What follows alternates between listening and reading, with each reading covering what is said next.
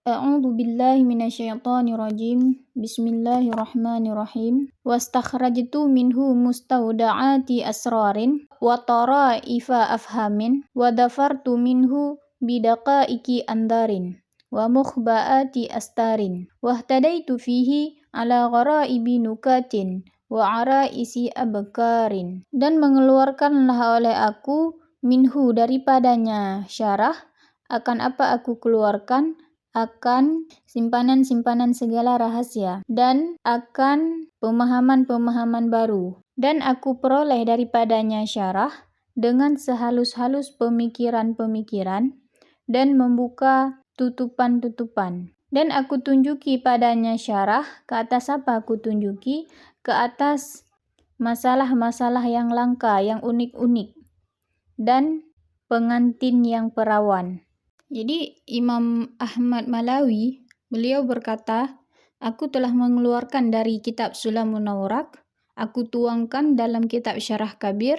Yang pertama, rahasia-rahasia yang tersimpan, semuanya aku tulis dalam Syarah Kabir. Kedua, aku juga mengeluarkan pemahaman-pemahaman baru yang lagak-lagak, yang cantik-cantik, dan aku memperoleh pemikiran-pemikiran yang halus dalam syarah dalam kitab Sulamun Nawrak, dan aku tuangkan dalam Syarah Kabir. Dan juga aku menemukan surah-surah yang tersembunyi, yang khafi, surah-surah yang tesom mandung getume dalam Syarah Kabir. Surah-surah yang aluh-aluh wate gepegak syarah le Imam Ahmad Malawi nyan gepeduh mandung surah-surah yang tesomnya. Dan di dalam syarah aku juga menunjukkan kepada masalah-masalah yang unik, yang langka. Dan juga aku menunjuki surah-surah yang diibaratkan seperti perawan, pengantin perawan.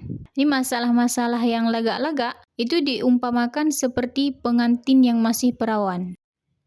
Thumma ra'aitu annal himamal ana qad kasurat wal uqula fi hadzal zamani qad taballadat wa taqaddarat fasaraftul himmata thaniyan nahwal ikhtisari wal iqtisari ala tahqiqati wa nubadil aghyari mazijan lisyarhi bil mashruhi imtizajal ma'i birahi wal jasada birruhi wa ma taufiqi illa billah alaihi tawakkaltu wa ilaihi unibu. Kemudian aku melihat akan bahwa sesungguhnya cita-cita sekarang itu sungguh pendek ianya cita-cita, dan sesungguhnya akal pada ini zaman itu sungguh bodoh ianya akal dan kotor ianya akal.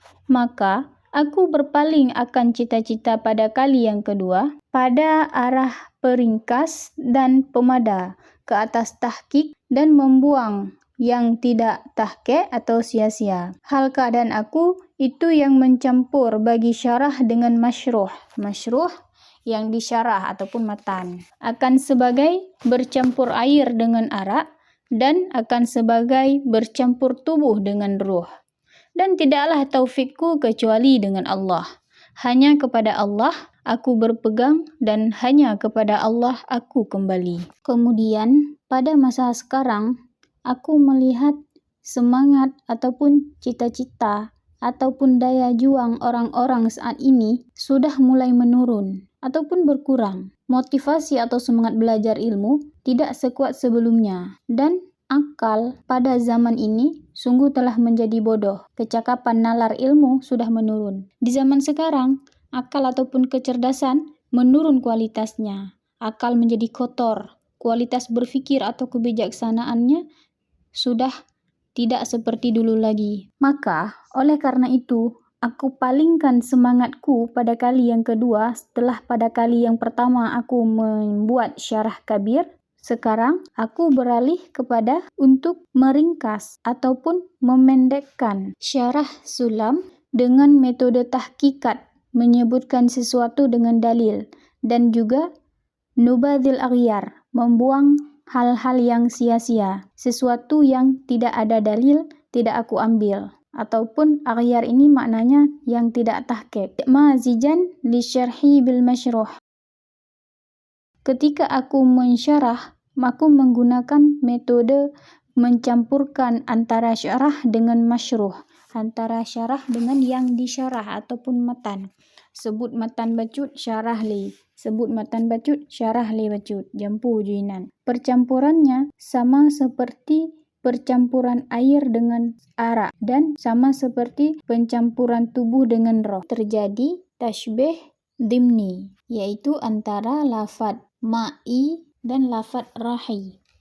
Jadi musannif ketika membuat syarah kitab Sulam, beliau mencampurkan antara syarah dengan matan, sama seperti mencampurkan air dengan arak. Syarah diserupakan dengan air, sedangkan matan diserupakan dengan arak.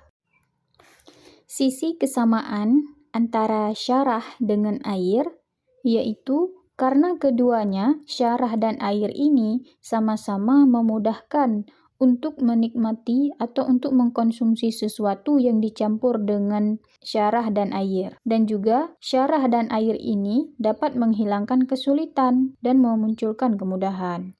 Sedangkan sisi kesamaan antara matan dengan arak yaitu karena masing-masing matan dan arak ini membutuhkan yang lain agar mudah dinikmati. Matan membutuhkan kepada syarah untuk mudah dinikmati, dan arak membutuhkan kepada air untuk mudah dinikmati. Kenapa musannif menyamakan matan dengan arak?